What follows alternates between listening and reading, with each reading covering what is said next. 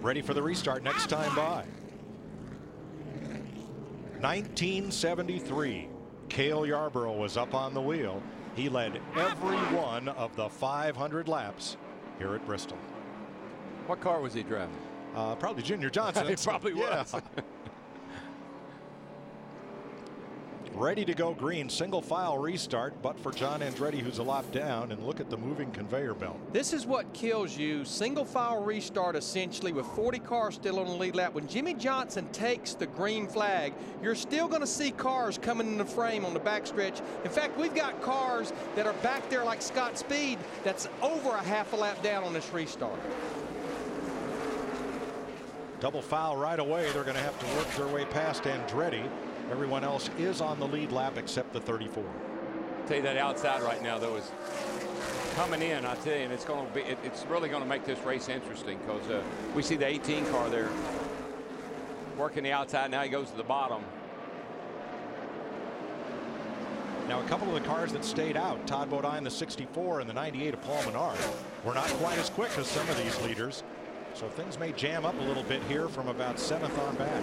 Well, you really don't know how quick you are until you get up here like they are. Because when you're back in traffic, it looks like you can't go anywhere. You get up near the front where it's a little more clear sailing. Sometimes you got a better car than you think you do.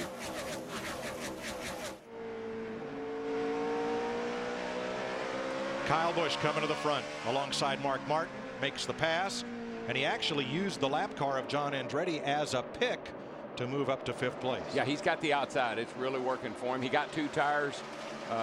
Looks like that's a hot tip to me. I can't help but remember this is the 2nd anniversary of the debut of this new car with the wing on it, what we call the car tomorrow, now the car.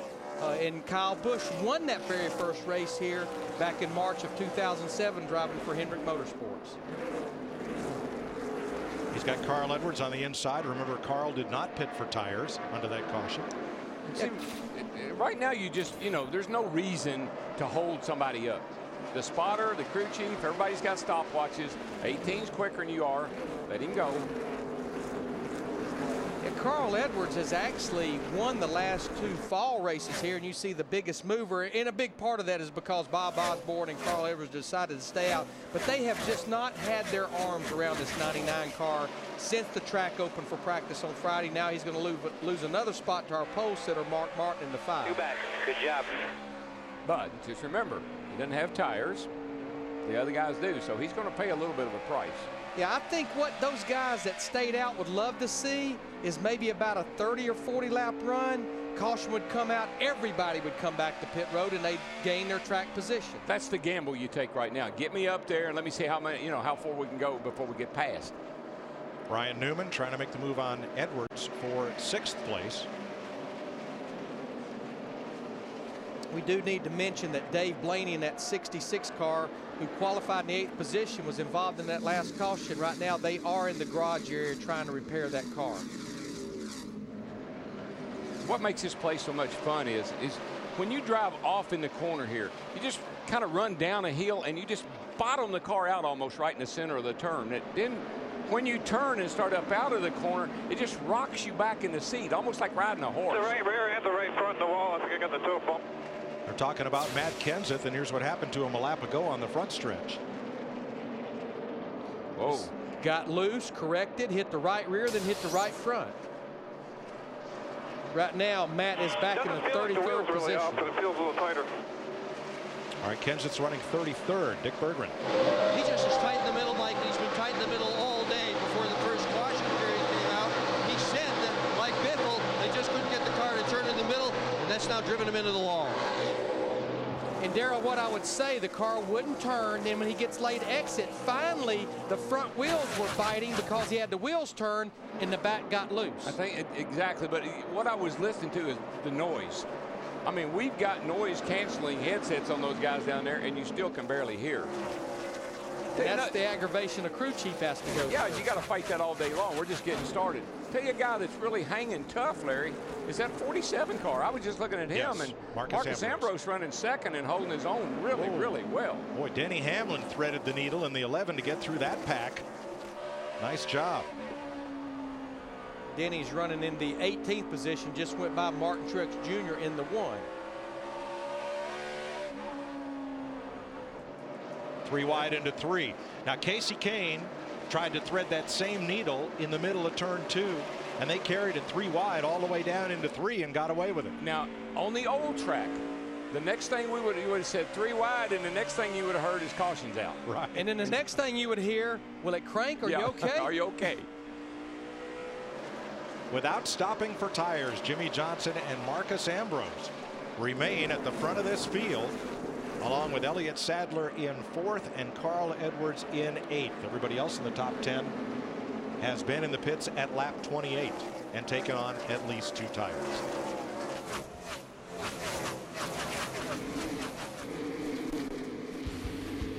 "56 laps complete. Jimmy Johnson has led half of them." You're watching NASCAR on Fox.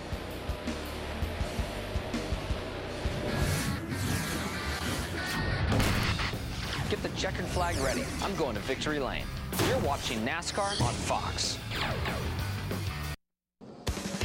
We're under caution at Bristol with the Fred's Discount Stores Toyota of Todd Bodine all torn up.